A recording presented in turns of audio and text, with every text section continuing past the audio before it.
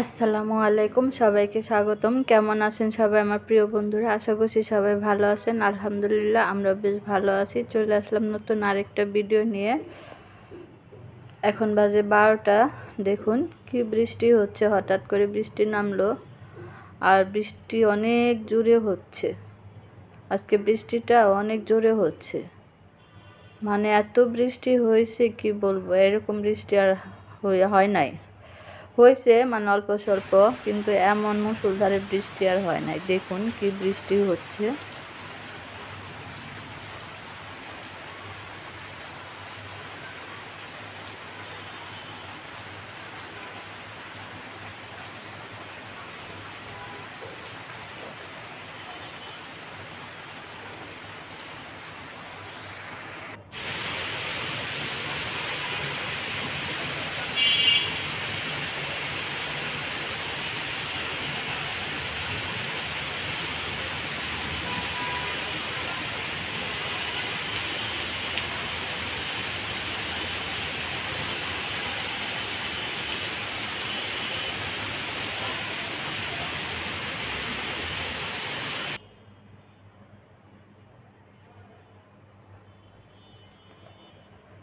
তো বন্ধুরা, দেখতেই পেলেন যে কি বৃষ্টি হচ্ছে আজকে। আর বৃষ্টির শব্দ শুনে হয়তো বুঝতে পারলেন যে অনেক পরিমাণে বৃষ্টি হয়েছে, প্রচুর বৃষ্টি আজকে।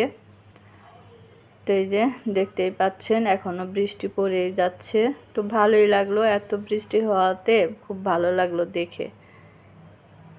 4-5টা আর কি বৃষ্টি দেখলাম ঘুরে ঘুরে। রান্নাঘরে জানালা দিয়ে এই পাশে, বারান্দার দক্ষিণ পাশে, পশ্চিম পাশে অনেক বৃষ্টি হয়েছে। তো এখানে আমি দুন্দুল সিদ্ধ দিয়েছিলাম, আজকে দুন্দুল ভর্তা বানাবো। যে গতকালকে যে দুন্দুল কেটে রাখছিলাম সেটা তো আর বানাইতে পারি নাই, তো আজকে বানাবো।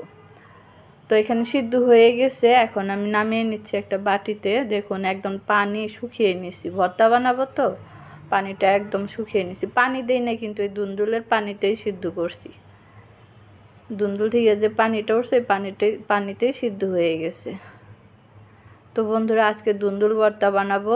তো দেখবেন কিভাবে দুন্দুল ভর্তা বানায়। আর দুন্দুল ভর্তার আগে কেউ খাইছেন কি না অবশ্যই বলবেন। তো দুন্দুল ভর্তা বানাবার জন্য শুকনো মরিচ ভেজে নিচ্ছি। এই যে দেখুন আমি কয়েকটা, মানে এখানে 5-6-7টা মতো শুকনো মরিচ আছে। তো এই মরিচগুলো আমি এখন ভেজে নিব। ভেজে নিয়ে তারপর দুন্দুলের ভর্তাটা বানাবো আর তরকারি রান্না করব। তার এই যে আদা রসুন ব্লেন্ড করতে হবে। আদা রসুন নাই, আদা রসুন ছিলে নিছি। তরকারি রান্না করব তো আদা রসুন বাটা শেষ হয়ে গেছে, তো তার জন্য এখানে ব্লেন্ডার মিক্সিতে দিয়ে রাখছি। আদা রসুনটা এখন ব্লেন্ড করে নিব। আর এই যে মাছ নিছি, এই মাছ রান্না করব, কাতলা মাছ। 2 দিন আগে যে কাতলা মাছ আনছিল সেই মাছ তো রেখে দিয়েছিলাম, তো সেটাই আজকে রান্না করব পটল আর আলু দিয়ে। তো মাছটা ভাজার জন্য হলুদের গুঁড়া, মরিচের গুঁড়া, ধনিয়ার গুঁড়া দিয়ে মেখে নিব। মেখে নিয়ে তারপরে যে মাছটা ভেজে নিব। তো সাথেই থাকুন বন্ধুরা, দেখতে থাকুন। তো আপনাদের সাথে রান্না বাড়ার ভিডিও শেয়ার করি। এই যে মশলা দেওয়া হয়ে গেছে, এখন মাছগুলোকে আমি হাত দিয়ে মেখে নিচ্ছি। কাতল মাছের মাথা তো অনেক বড়, এই যে দেখুন মাথাটা কিন্তু অনেক বড়। কাতল মাছের মাথা কিন্তু বড়ই থাকে।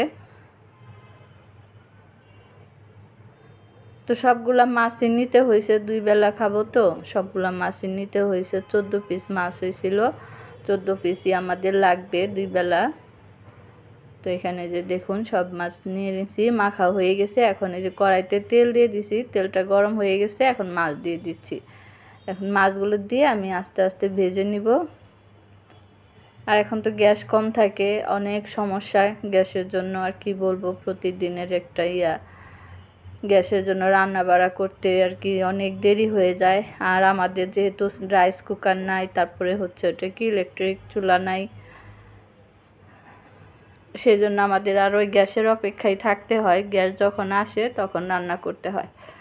তো এদিকে মাছটা ভেজে নিলাম বন্ধুরা। প্রথমে এগুলো ভাজা হয়ে গেছে, এখন পরে যে কয়টা আসি ছিল সেই কয়টা এখন এই যে ভেজে নিচ্ছি, উল্টিয়ে দিচ্ছি। এক পিঠ ভাজা হয়ে গেছে, এখন অন্য পিঠটা ভেজে নিব। মাছটা আমি পটল আলু দিয়ে রান্না করব। পটল আলু কেটে ধুয়ে রাখছি। এই যে দেখুন প্রথম যে মাছগুলো দিয়েছিলাম সেগুলো ভাজা হয়ে গেছে। আর এই যে দুন্দুলের ভর্তা বানাবো, পেঁয়াজ কাঁচামরিচ নিচে, আর এই যে আদাটাও আমি ব্লেন্ড করে নিলাম, আদা রসুনটা। আর এই যে দুন্দুল ভর্তা বানাবার জন্য পেঁয়াজ আর শুকনো মরিচ ভাজলাম, সেই ভাজা শুকনো মরিচ লবণ দিয়ে ডলে নিচ্ছি। ডলে নিয়ে তারপর পেঁয়াজটা ডলে নিব। তো কীভাবে এই যে দুন্দুলের ভর্তা বানাই দেখুন বন্ধুরা, এভাবে দুন্দুলের ভর্তা বানালে অনেক মজা লাগে, অনেক টেস্ট হয়। এই দুন্দুলের ভর্তা দিয়ে আপনার 2 প্লেট ভাত খাওয়া হয়ে যাবে, আর কোনো তরকারি লাগবে না। এই দুন্দুলের ভর্তা এতটাই মজা লাগে, এইভাবে বানাবেন। কোনো কিছুই না, সামান্য যে শুকনো মরিচ, পেঁয়াজ আর লবণ, সরিষার তেল, এটা দিয়েই বানাবো। অনেকে রসুন দেয়, তো আমি রসুন দিব না, রসুন ছাড়াই বানাবো। যে এখানে ডলে নিলাম, প্রথমে মরিচটা ডলে নিয়ে তারপরে যে পেঁয়াজ দিলাম, পেঁয়াজটা ডলে নিয়ে যে এখন সিদ্ধ করা দুন্দুলটা দিয়ে দিলাম।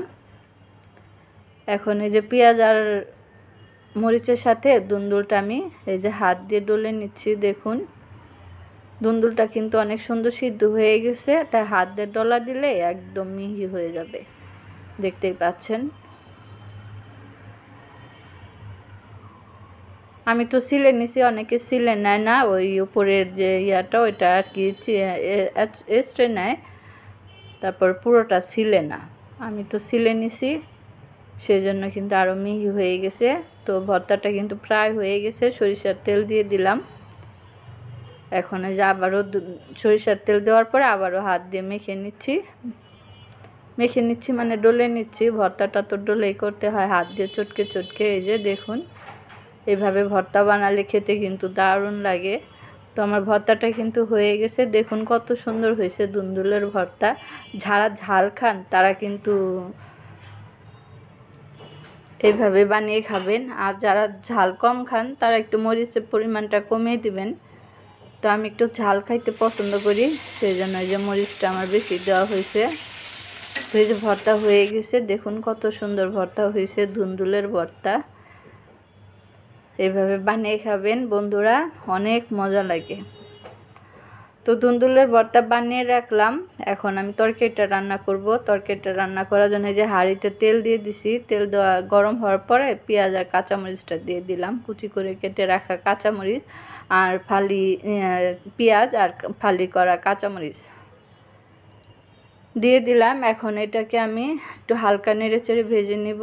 আর এই যে মাছ তো ভাজা হয়ে গেছে, দেখুন সব মাছ নামিয়ে রাখছি। এখন এই যে পেঁয়াজটা ভেজে নিয়ে তারপরে সামান্য একটু আদা রসুন বাটা দিব।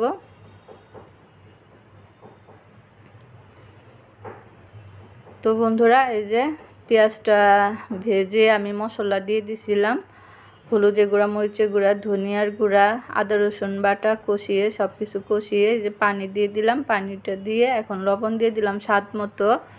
সব কিছু দেওয়া হয়ে গেছে, এখন আমি ভালোভাবে কষিয়ে নেব মশলাটাকে। গ্যাস নাই, অনেক কষ্ট হয় রান্না করতে, অনেক সময় লাগে। তো এই যে এখানে আমার মশলাটা কষিয়ে নিচ্ছি বন্ধুরা, দেখতেই পাচ্ছেন।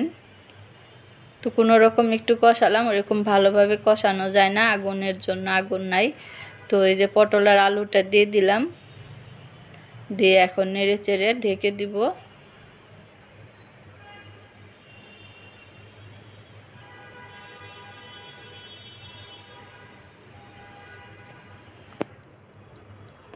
তো এইভাবে কষিয়ে নিব মাছগুলো। আমি কষিয়ে তারপর হচ্ছে এই সবজি কষিয়ে আমি ঝোল দিয়ে দিছিলাম বন্ধুরা, অফ ক্যামেরায় ঝোল দিয়ে এই যে ঢেকেরা দিছিলাম। তো এখন বলক এসে গেছে তরকারি, আমি আর মাছগুলো দিয়ে দিলাম, ভেজে রাখা মাছ এই যে দিয়ে দিলাম, দেখুন।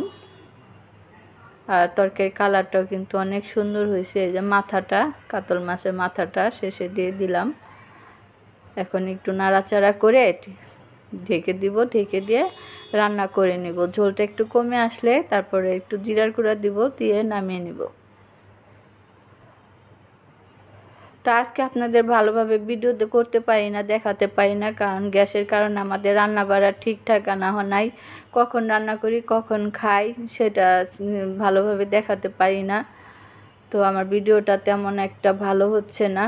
তো তারপরও বন্ধুরা আপনারা আমার ভিডিওটা দেখবেন, দেখার শুরুতে একটা করে লাইক দিয়ে দিবেন মনে করে। কমেন্ট করবেন, শেয়ার করবেন, সাবস্ক্রাইব করবেন, আমার পাশে থাকবেন। তো আজকের মতো এখানে বিদায় নিচ্ছি। খাবার ভিডিওটা দেখাতে পারি না, অনেক রাত্রে খেয়েছি।